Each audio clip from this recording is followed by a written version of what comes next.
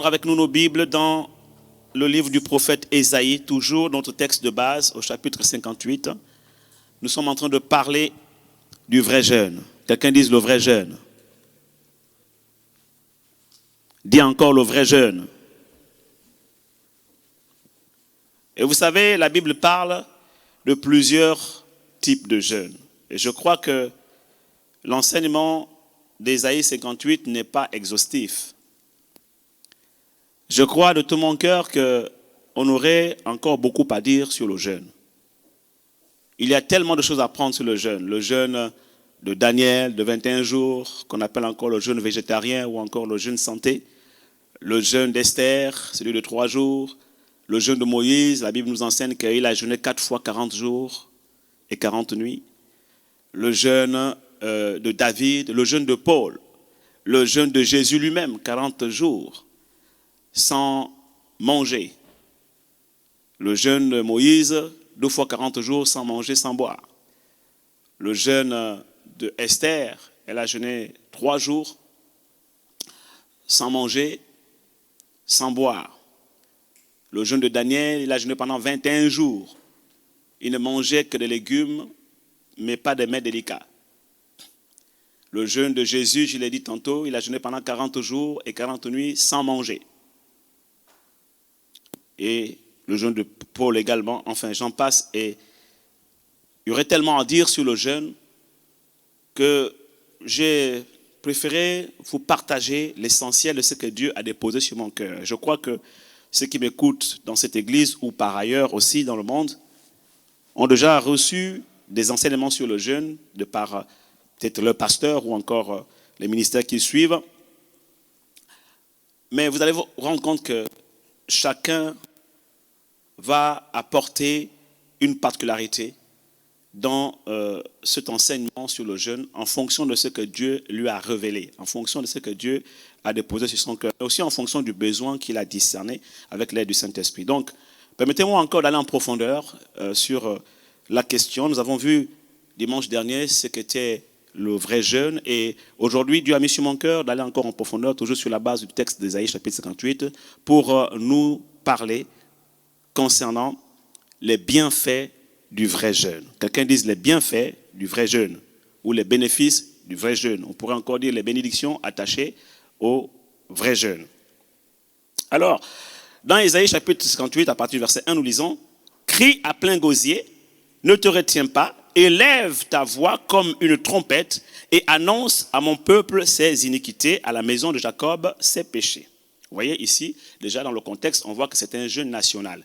C'est un jeûne qui est instruit en l'endroit de toute une nation, de tout un peuple.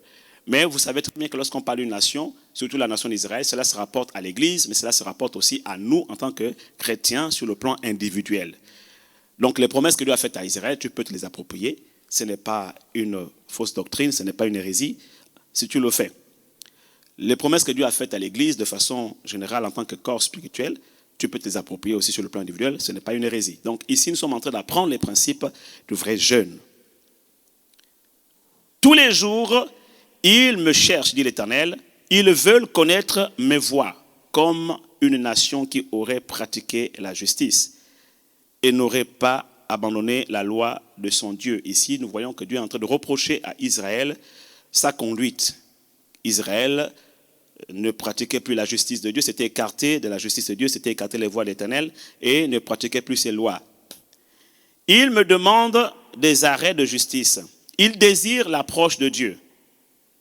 Comme beaucoup d'entre nous, généralement, on demande que Dieu fasse justice par rapport à des situations que nous vivons dans notre vie, auxquelles nous sommes confrontés, que Dieu vraiment se rapproche de nous, qu'il intervienne dans notre vie. Mais Dieu, ici, à travers ce texte, va nous dire pourquoi il n'intervient pas. Déjà, pour nous faire comprendre que dans notre façon de jeûner, nous devons avoir une attitude de cœur, une certaine façon de nous approcher de Dieu, une certaine conduite à tenir pour que Dieu nous exauce. Au verset 3, que nous sert de jeûner si tu ne le vois pas. Donc, que te sert de jeûner si tu ne vois pas Dieu? De mortifier notre âme si tu n'y as point égard. Que te sert-il de mortifier ton âme si Dieu n'a point égard à ta prière ou à ton jeûne? Voici le jour de votre jeûne vous vous livrez à vos penchants et vous traitez durement tous vos mercenaires. Donc vous êtes méchants. Voici, vous jeûnez pour vous disputer et vous quereller, pour frapper méchamment du poing. Vous ne jeûnez pas comme le veut ce jour pour que votre voix soit entendue d'en haut. Donc ici, Dieu il pointe le doigt sur un problème. C'est le problème de la méchanceté et de la violence. Voyez-vous? Donc déjà, j'aimerais ici encourager les uns les autres à régler les problèmes relationnels que vous avez durant ce jeûne. Parce que 21 jours de jeûne de prière, ce n'est pas juste pour suivre un effet de mode. 21 jours de jeûne de prière, ce n'est pas juste pour accomplir ou pratiquer une coutume qu'on a ici dans cette église. Chaque rentrée, chaque mois de septembre, on observe un jeûne pour un souffle nouveau. Et puis maintenant, on rentre dans ce jeûne de façon routinière, de façon machinale ou par habitude. Il faut détacher les liens de la méchanceté. Il faut régler les problèmes relationnels que vous avez les uns envers les autres. Il faut éviter de vous quereller, de vous frapper du poing. Il faut éviter de vous chamailler. Il faut éviter de vous insulter. Il faut éviter de sortir de mauvaises paroles de vos bouches les uns à l'égard des autres et contre les autres. Là, je m'adresse à chacun à son niveau, bien entendu, au niveau individuel, au niveau relationnel, entre frères et sœurs en Christ, au niveau relationnel aussi entre collègues de travail, au niveau relationnel entre voisins, mais aussi au niveau relationnel entre conjoints. Il est important d'instaurer une atmosphère de paix dans vos maisons pendant les 21 jours de jeûne et prière. Sinon, vos prières ne dépasseront pas le plafond de votre maison, parce que ce sont les conditions spirituelles que Dieu exige pour un vrai jeûne, pour qu'il puisse nous exaucer, pour qu'il puisse entendre nos prières, pour qu'il puisse se rapprocher de nous et intervenir et nous faire justice. Quelqu'un dise Amen. Quelqu'un dise Amen. Il dit, vous ne jeûnez pas comme le veut ce jour, pour que votre voix soit entendue d'en haut. Donc, l'objectif principal du jeûne, comme je disais, c'est que notre foi soit entendue d'en haut. Notre voix soit entendue d'en haut. Et effectivement, notre foi aussi, parce que c'est la voix de notre foi. Alléluia. Oui, effectivement, parce que, vous savez, il y a des lapsus qui ne sont pas réellement des lapsus sur le plan spirituel. Amen. Parce que des fois, tu fais un lapsus, mais finalement, ça a un sens spirituel. Parce que Dieu n'exauce pas la privation. Tu te prives de manger, de boire, le ventre est vide. C'est une bonne chose. Mais ce n'est pas un ventre vide que Dieu exauce. Dieu exauce la voix de ta foi. Quelqu'un ici acclame le Seigneur. Alléluia. Et ça, c'est aussi important pour certains de comprendre que ce n'est pas parce que tu vas te prier, tu vas te rouler par terre avec la cendre, tu vas dormir par terre, que Dieu va t'exaucer. Tu vas crier, tu vas te lamenter comme les lamentations de Jérémie. Tu vas pleurer. Dieu n'exauce pas les pleurs. Il n'exauce pas la pitié, la compassion de l'homme. Il n'exauce pas le fait que tu te roules par terre ou que tu dormes par terre. Il n'exauce pas tes pratiques. Il n'exauce pas en fait tes mortifications. Dieu exauce la voix de ton cœur. Il exauce la voix de ta foi qui émane de ton cœur. Voilà, il y en a qui se disent, bon, plus je me prive de manger, de boire, Dieu verra quand même que je me suis privé de manger, de boire. Je l'ai fait pour lui, je me suis sacrifié quand même. Donc il va m'exaucer parce que je me suis privé de manger, de boire. Non, ce n'est pas le ventre vide que Dieu exauce. Tu peux avoir le ventre vide pendant 3 jours, 7 jours, 14 jours, 21 jours, 40 jours. Si dans ce ventre vide, il n'y a pas une foi véritable et un cœur pur, Dieu ne peut pas et ne pourra jamais exaucer la voix de ton cœur et de ta foi. Parce que ce que Dieu recherche dans ce ventre vide-là, c'est la foi qui émane. C'est le cœur pur qui, en fait, résulte de cette privation, de ce ventre vide. Tu comprends? Donc, si à travers le ventre vide, tu as pu obtenir un état de cœur pur, gloire à Dieu. Si à travers le ventre vide, tu as pu élever ton niveau de foi de façon à ce que ta voix soit propulsée et entendue là-haut, gloire à Dieu. Alors, en ce moment-là, Dieu peut t'exaucer. Quelqu'un ici acclame le Seigneur. Donc, vous comprenez qu'en fait, les privations n'ont qu'un seul but, c'est de nous aider à nous libérer de toutes les choses qui vont nous empêcher d'être exaucés. Hein? Les privations vont être là comme des moyens qui vont contribuer à nous libérer de toutes ces choses dans notre vie qui saturent le réseau spirituel et qui empêchent à notre voix de monter jusqu'au ciel de Dieu et d'être entendue d'en haut. Alléluia. Donc, quand tu jeûnes, en fait, tu es simplement en train de libérer le réseau. Alléluia. Le vrai jeûne libère le réseau spirituel. Parce que parfois, ce que nous faisons, nos pratiques, nos comportements, nos ajustements, nos péchés, nos fautes saturent le réseau et empêchent la connexion de s'établir correctement. Et quand on prie, notre voix n'est pas entendue. Non. Notre méchanceté, notre violence, comme on l'a vu, notre incrédulité, notre manque d'hospitalité, notre manque de libéralité et toutes ces choses que dénonce le prophète Ésaïe dans ce passage constituent en fait des parasites qui viennent saturer le réseau et qui nous empêchent réellement de nous connecter au ciel, de nous connecter à la fréquence du Saint-Esprit et qui empêchent finalement à notre voix d'être entendue d'en haut. Voyez-vous, quand vous êtes en train de téléphoner, vous êtes en conversation avec quelqu'un et que la zone n'est pas bien couverte par le réseau, que le réseau est saturé, le réseau ne passe pas bien, c'est compliqué, il faut répéter à plusieurs reprises. Est-ce que tu m'entends? Est-ce que tu m'entends? Allô? Allô? Allô? Oui, des fois il y a des coupures. Hein? D'accord, des fois ça se coupe, il faut rappeler, il faut recommencer. Donc ce n'est pas évident. Voilà. Donc qu'est-ce que Dieu fait? Il dit, bon, ok, je vais instaurer un moyen qui va leur permettre de libérer le réseau afin que leur voix soit entendue d'en haut. Quelqu'un ici acclame le Seigneur. Et ce moyen, c'est le vrai jeûne, le véritable jeûne consiste en ce que notre voix soit entendue d'en haut. Est-ce là le jeûne auquel je prends plaisir, un jour où l'homme humilie son âme? Donc maintenant ici, il nous donne les critères d'un vrai jeûne. C'est un jour où tu humilies ton âme de privation, courber la tête comme un jonc, où tu t'humilies, et se coucher sur le sac et la cendre. C'est comme ça qu'était pratiqué le jeûne en Israël à l'époque. Aujourd'hui maintenant, Jésus nous dit, quand on lit, justement, voilà pourquoi je disais que le prophète Ésaïe n'a pas tout enseigné sur le jeûne, puisque quand Jésus arrive, il va dire, pourquoi quand vous jeûnez, vous paraissez le visage triste et vous jeûnez de façon à être vu par les hommes. Voyez-vous, tu es là, tu te prives de la toilette, tu te prives d'un certain confort, et puis finalement, voilà, ton jeûne ne te sert à rien. Et Jésus, qu'est-ce qu'il dit? Il dit, parfume-toi. Quand tu jeûnes, parfume-toi. En fait, c'est comme si je devais changer la pratique de jeûne sur le plan physique du terme. Il dit, en fait, c'est pas ce qui compte. Ce qui compte, ce n'est pas le fait que tu te roules par terre, que tu te mettes de la cendre sur toi, que tu te couvres de sac et que tu fasses des jours et des jours sans te laver, sans te parfumer. Ce n'est pas ça qui compte, en fait. Comme ça, quand tu passes, les gens savent que oui, celui-là, il est en train de jeûner. Pourquoi? Parce qu'on sent que vraiment, tu es dans les conditions de jeûne. Mais Dieu, dans le Nouveau Testament, il nous fait comprendre à travers l'enseignement de Jésus sur le jeûne qu'en fait, ce n'est pas ça que Dieu regarde. Dieu regarde le cœur. C'est pourquoi quand tu jeûnes, Jésus dit, il dit parfume-toi. Il dit parfume-toi, ok? Tu peux parfois sortir de ta chambre, tu peux parler avec les gens, il faut être joyeux. Voilà. Ce n'est plus un jeûne de lamentation, ce n'est plus un jeûne qui montre un visage de tristesse ou encore un jeûne qui montre que vraiment tu es dans le deuil. Ce n'est pas un jeûne de deuil.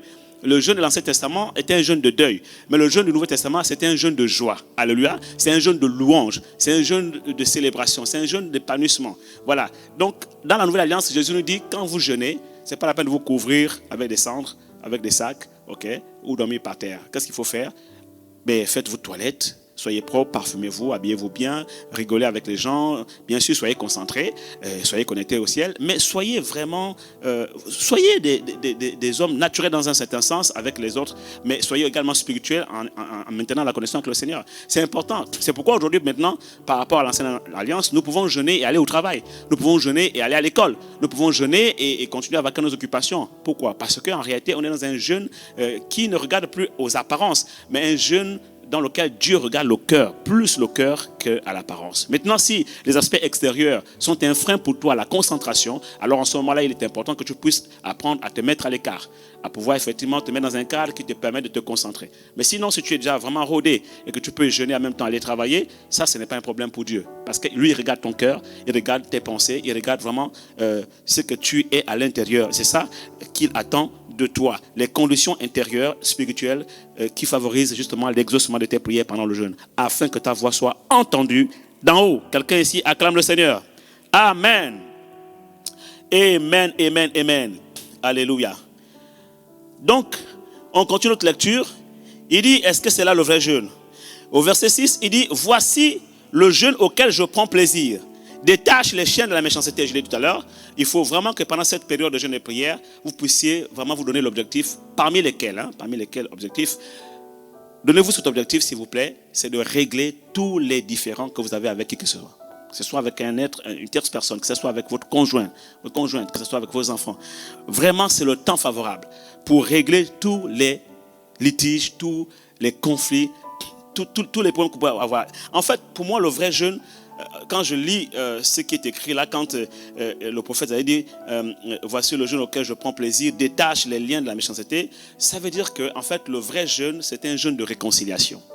C'est un jeûne qui t'amène à la réconciliation les uns envers les autres. Tu ne cherches pas à avoir raison. Même si tu as raison, demande pardon.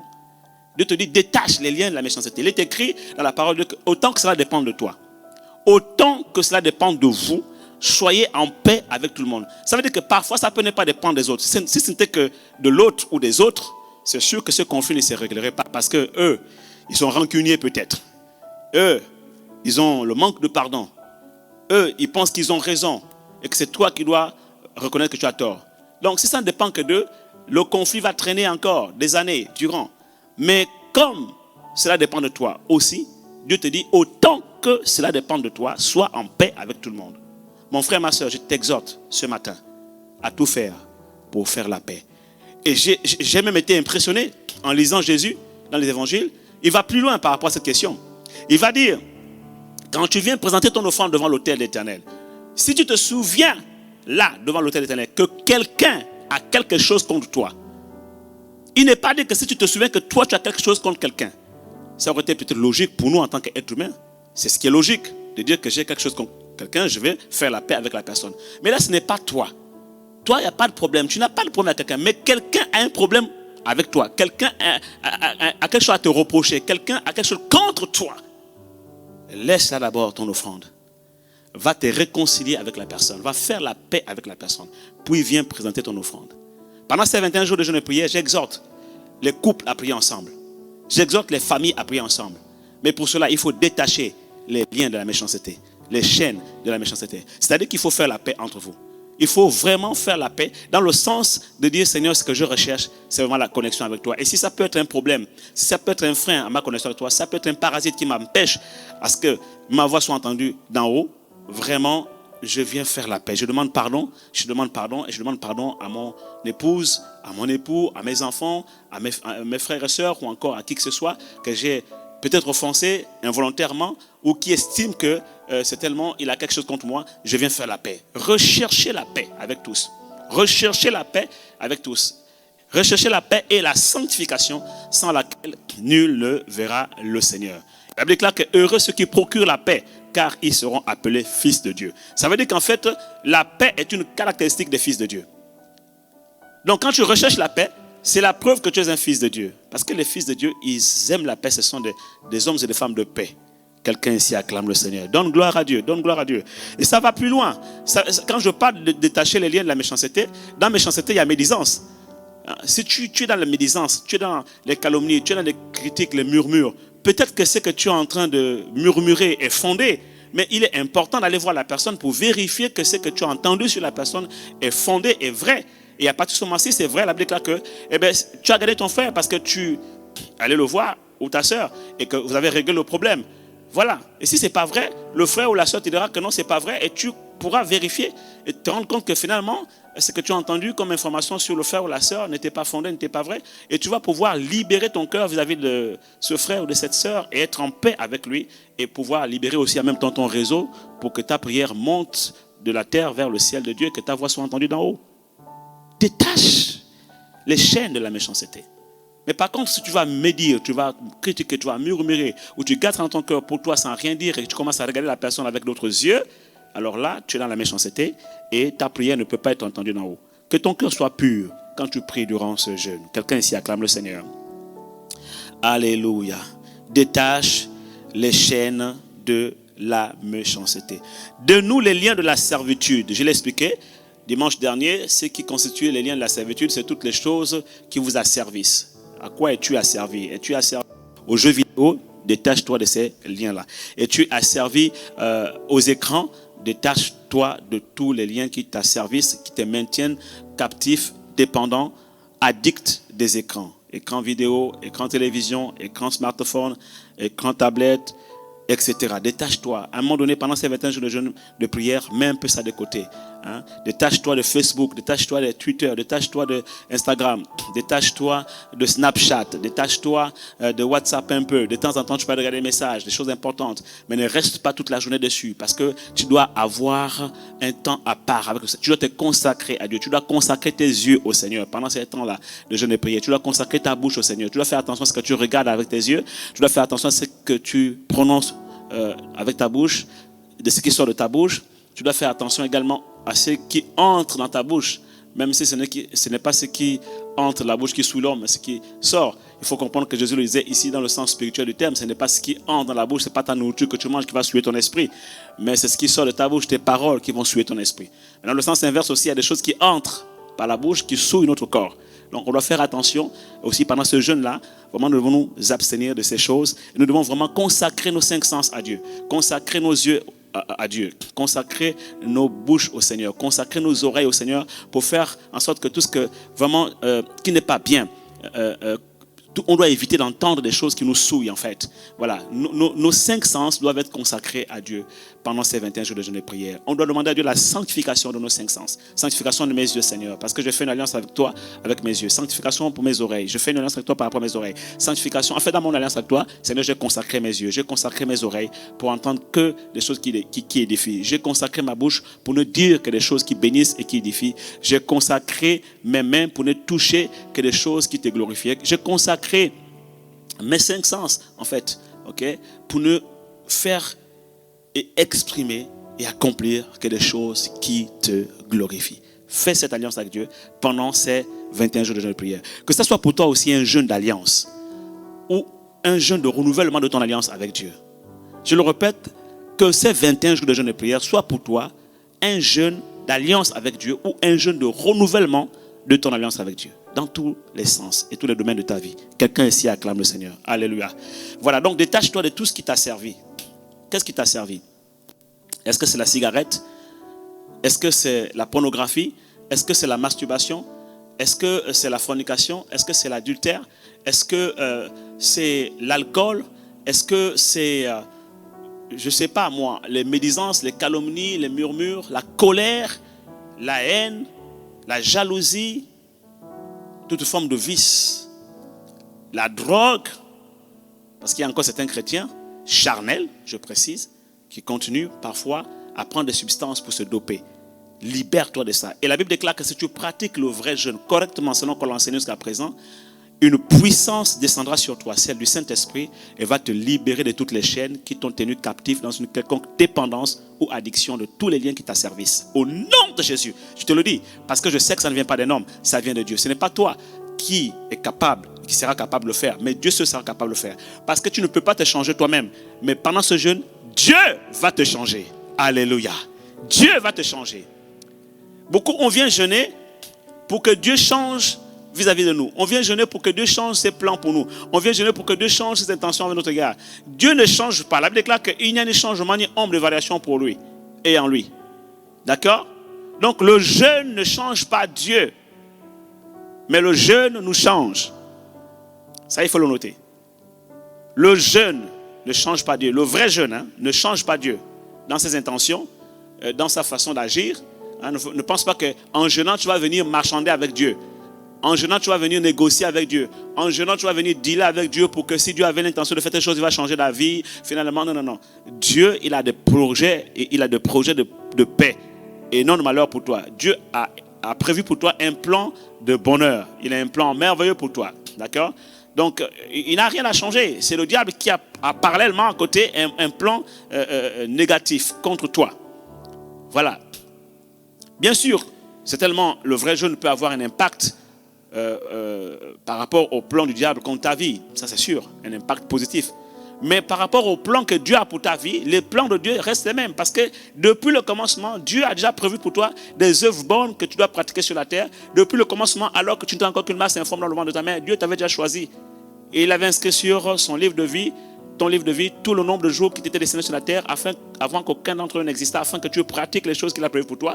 En fait, il n'a que des projets de paix et non de malheur pour toi. Dieu est bon pour toi. Et tout ce qu'il a pour toi, c'est que des bonnes intentions. Dieu veut que tu sois sauvé. Dieu veut que tes péchés soient pardonnés. Dieu veut que tu réussisses dans la vie, que tu réussisses dans tes études. Dieu veut que tu travailles, que tu aies une bonne carrière. Dieu veut que tu te maries, que tu aies des enfants. Dieu veut que tu perces dans tes affaires. Dieu n'a que de bonnes intentions pour toi en fait. Alléluia. Tu n'as qu'à lire ses promesses, tu vas te rendre compte. Toutes les promesses de Dieu sont des promesses de joie, de bonheur, d'épanouissement pour l'être humain sur la terre. Dans le plan qu'il a tracé pour lui, en accomplissant les œuvres bonnes qu'il a préparées d'avance pour lui sur la terre, en accomplissant ce que Dieu lui a envoyé faire comme mission sur la terre. L'homme ne peut qu'être épanoui. Donc, le plan de Dieu pour nous est parfait. Dieu n'a plus rien à changer. Par contre, c'est nous qui devons changer parce que ce que nous sommes et ce que nous faisons nous écarte parfois du plan de Dieu et nous amène vers le plan du diable, qui est un plan de destruction. Donc, jeûner aussi, c'est un acte de réajustement spirituel. Jeûner est un acte de repositionnement spirituel.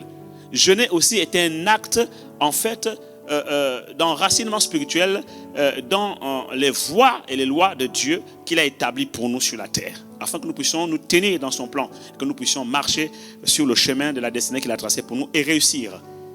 En ce sens, je dis donc que le vrai jeûne ne change pas Dieu, mais il nous change. Quelqu'un ici acclame le Seigneur. Alléluia.